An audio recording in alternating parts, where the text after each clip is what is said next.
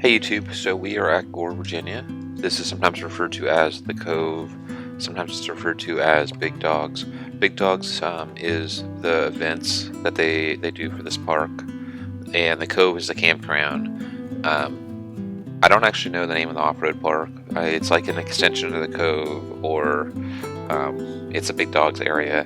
So normally you can't get to this area unless you're going to a Big Dogs event, or unless you're in a Jeep club that has permission to go on some regular basis. This club that I'm in right now, when we shot the video, which was years ago, could go twice a year with up to 10 Jeeps, and so this was one of the times.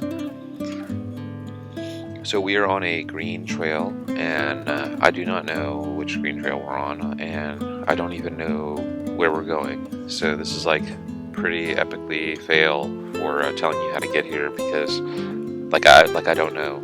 I know that we did Corum special already today, and I know that we did V-Notch already today, and we might have gone to the campground because of mechanical problems, because I know we had some mechanical problems, and I just can't remember if we went to the campground before or after we did this. So maybe we're headed from Corum to some trail that I don't know the name of, or maybe we're headed from the campground to some trail that I don't know the name of it. Hopefully somebody from the Cove or Buddy or somebody sees this video, and then they go in the comments and they can actually give a trail number or a description or something like that of where we are. But this is the Cove, and what is interesting to see here is that there are trails at the Cove that are not super hard trails, and I think that this trail that we're on, although there are some little side obstacles that you can see, would probably be similar in difficulty as Flagpole on the Union Springs side. So obviously there's a little rock there that you have to go over, so it would not be as easy as like the lakeside where it's like a gravel road, but there are trails here, probably quite a few trails that are easy trails. So if you've done Flagpole and you want to take it to the next level, let's say, and do something different, then maybe this is the thing. The Big Dog events are multi-day events. I think they normally are over say 3-day weekends, like Friday, Saturday, Sundays, and I don't know how many of them they have. I think it's somewhere around between 6 and 12 a year. The first one's called the Icebreaker, and it is in around a month or less than a month. I think it's in the middle of April, and then every maybe month, let's just say, or so, they do another event. And this sounds like I don't really know, because I'm not part of their organization, and I haven't even gone to one of their events. I'm just talking about them because I've just seen them around. And they do camping basically and partying in the woods, and then obviously you take the Jeep out and you go wheeling, and then they have these a number system, just like the West Coast, from 0 to 10 on difficulty, and you just line up with a guide for that number, that number representing the difficulty of the trails that you want to do. And if you're beginner, then you line up on the small side, 1, 2, 3 type thing.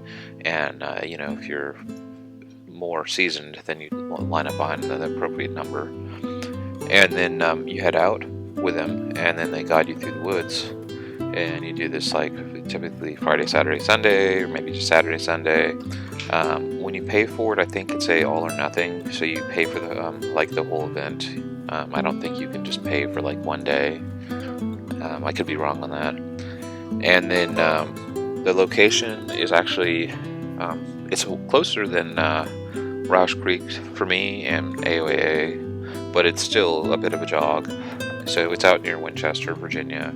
So for me, this is maybe an hour and a half drive, which is better than the 3 hours to get to Roush, or the 3 hours to get to AOAA. But the difference is when you go to one of these events, you're on a leash, and you're essentially, always in a group, and you're always guided, from my understanding. Where if you go to AOAA, you're not so much on a leash. You could just find essentially one other Jeep, and the two of you could just explore on your own. And that's kind of like my favorite way of doing things these days. I've done Jeep Jamborees, and I've done like these big events, and I've done like Tatas and like all this kind of stuff. And in the end, it seems like the most fun to me is to just go out in the woods with like 1 or 2 other Jeeps, and then just have a very, very small group, and then just, you know, go around and have fun. Like, you don't have to have like 30 or 40 Jeeps with you to have fun. I mean, that usually actually makes it less fun, because then there's like these like large delays involved with having people get lost and having people catch up, and, you know, like even like the easy small things like airing down. You know, like if you have 30 people, you always have like the one person that like didn't realize that he was supposed to air down, or didn't know how to air down. Where if you only have like 2 or 3 people, I mean, like usually you don't have that problem. So yeah, what you see that he's doing here is actually really good. So typically you want to always keep track of the Jeep behind you. You don't worry about the Jeep in front of you, you always worry about the Jeep behind you. So he's keeping an eye on me, and if he ever goes around a corner or something and he can't see me, he's going to stop and then wait for me to catch up. And the same goes for the Jeep in front of him and the Jeep in front of him. So if everybody's always worried about the Jeep behind them and not the Jeep in front of them, what ends up happening is when the leader can't see the person behind him, the leader stops. So it's like perfect. If it was the other way around and you were like keeping track of the Jeep in front of you, then the only thing that would ever happen would be you'd be like losing everybody behind you. And it could be something like even like the second Jeep is sticking with the leader, and the second Jeep like loses like all 28 Jeeps behind them, or however many Jeeps you have like going through the forest. So you never try to keep up with the Jeep in front of you. Like, I mean, it is good to try to keep up with them, but you never like just try to keep up with them. Instead, the goal should be to keep the Jeep behind you in the mirror, and if that means that you have to stop, then you stop. Now I don't always keep the Jeep behind me in my mirror. Like, I don't, like everywhere I go, I don't do that. But if I ever come to an intersection or a spot where you can turn off, or a spot where it's like not obvious which way to go, then I like stop and I wait for the Jeep to catch up. And the dude in front of me must be really getting annoyed with me, because he's getting quite a bit ahead of me and he can't see me. So I must be the slow one in the group today. And there's always like that person, but it looks like it's me, unfortunately. I don't see brake lights, so he didn't have to actually come to a complete stop. He did slow down probably a little bit for me, but yeah, that's what you do when you're in the woods. If you don't know that.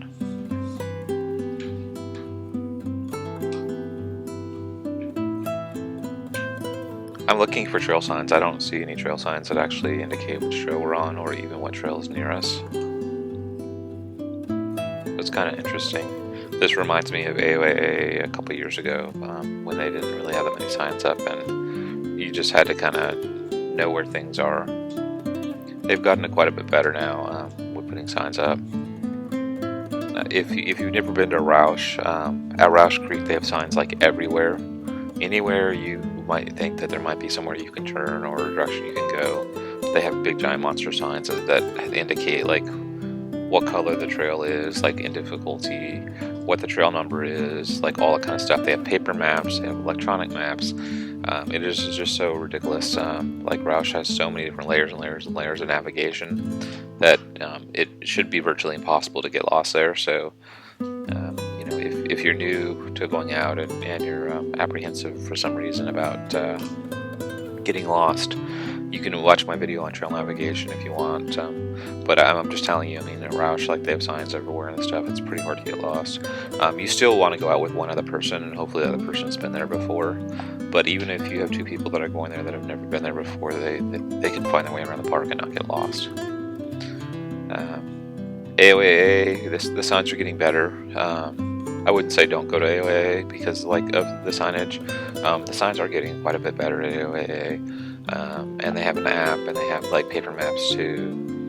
It just I don't think they're quite as many signs there at AOAA as they have at Roush Creek.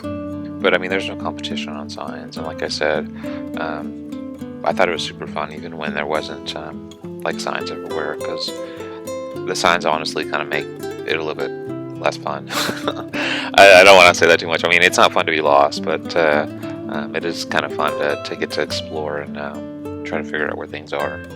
It's always exciting when you think you're the first person to find a new rock or something like that, and you find this exciting obstacle that you think that nobody's ever been on, but then you find out that everybody in the park knows about it, and it's a local hotspot.